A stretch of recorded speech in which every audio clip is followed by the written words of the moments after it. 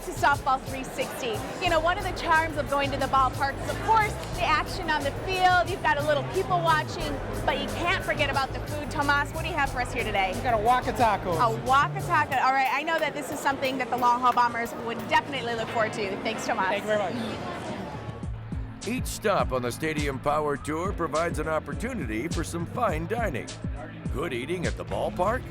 Oh, you bet. It's no longer a hot dog, burger, and brat world. Regional favorites like New York's Blue Smoke Barbecue or super salty pretzels in San Francisco can tempt the taste buds. And when in doubt, cheese and ketchup will spice up anything.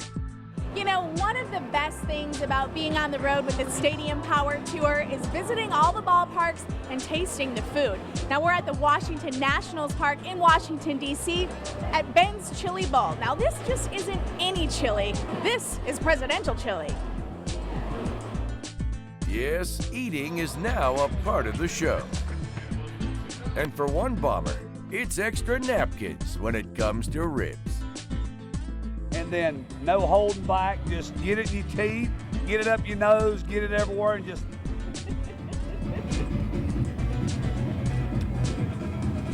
You are going to need those napkins, Jeff. That's good stuff. That's good stuff right there. All right, Halsey, take it easy there. Well, there's plenty of appetite-inspiring action on the Stadium Power Tour, like next week when the Bombers will be in Tampa Bay, home of the Rays. Then the best home run hitting derby in the nation moves to Target Field, home of the Minnesota Twins. On the 4th of July, the Bombers will provide some of the fireworks at Nationals Ballpark in Washington, D.C. And then West Coast swinging in San Diego and Seattle. There are stops in Cincinnati, Toronto, and it all builds to the finals in Los Angeles at Dodger Stadium. Now, the Stadium Power Tour is not the only place you're going to see home run action. Folks across the nation are getting ready for some summer ball. The goal for many softballers is to get here, the North American Championships of the Mikan Championship Series. After a summer of softball, the top teams meet at the resort town of Panama City Beach, Florida, and Frank Brown Field. And over a 2-week period, a new champion will be crowned. The road to the championships travels across America, and the summer of softball starts early. In June, softballers look forward to a tournament hosted by the First Lady of Softball, Rhonda. Good play, guys. For close to 3 decades, Rhonda's tournament's been the place for fun and games in Iowa. One of the largest tournaments on the planet takes place in North Dakota, and it's simply known as McQuaid's. It's an event staged for charity. Rounding out July, the 53rd edition of the Fireman's Tournament in Bloomington, Minnesota.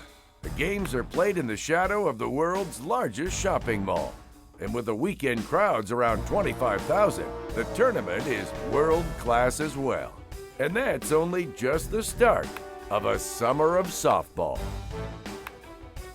There's plenty more ahead on Softball 360. Stick with us. We'll be right back. Still ahead, when Natalie Kane gets a day off, who fills in? From hosting to homers, Brett Helmer is the man. And get ready as Team Mikan, East Coast Athletics, and Team Worth are ready for round 1 of the Stadium Power Tour.